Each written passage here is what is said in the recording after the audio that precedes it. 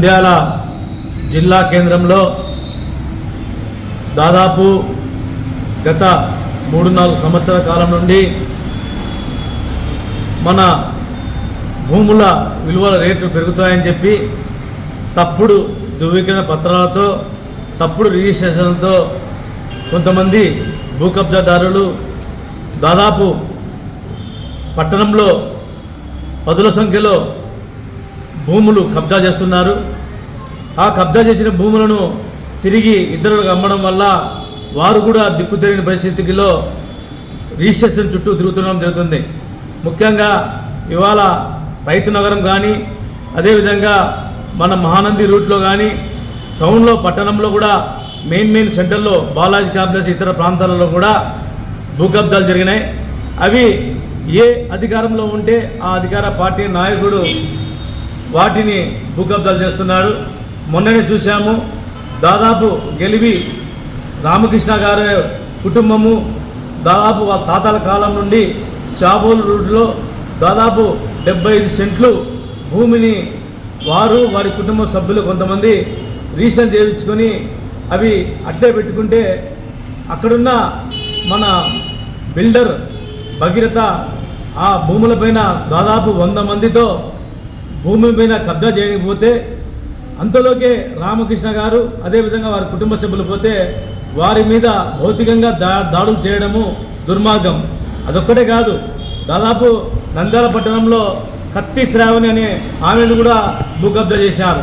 ఇంకా ఇలాంటి భూ కబ్జాలు జరుగుతున్నా కానీ పోలీస్ యంత్రాంగము ఏమాత్రం పట్టించుకోకపోవడంతో ఇలా భూ కబ్జాదారులు పూర్తి పెట్టలేకపోతున్నారు. గతంలో ఉన్న ఎస్పీ గారు కూడా ఆయన కూడా ఏమాత్రం పట్టించుకోకపోవడంతో ఇవాళ ఇప్పుడు కొత్త ఎస్పీ గారు కూడా ఆయన కూడా మౌనంగా ఉండడంతోనే ఇలాంటి జరుగుతున్నాయి. కాబట్టి మేము ఒకటే చెప్తున్నాం, సిపిఐ పార్టీగా నంద్యాలలో రౌడీ షీటర్లు ఎక్కువైనారు, రౌడీ షీటర్ల దాడులు ఎక్కువైనాయి, అధిక వడ్డీ వ్యాపారులు కూడా ఎక్కువైనారు. అదే కాకుండా ఇంకా భూ కబ్జాదారులు మిగతా పిల్లలను భయపెట్టేటోళ్ళు చాలా దాదాపు తయారైనారు. వీళ్ళంతా పోలీస్ యంత్రాంగము చొరవ చూపకపోవడంతో ఇలా జరుగుతుంది.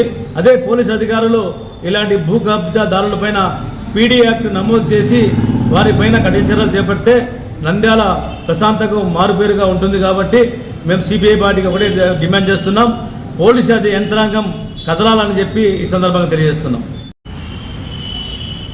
ఈరోజు నంద్యాల పట్టణంలో మరి భూ కబ్జాదారులు అధికమైనారు.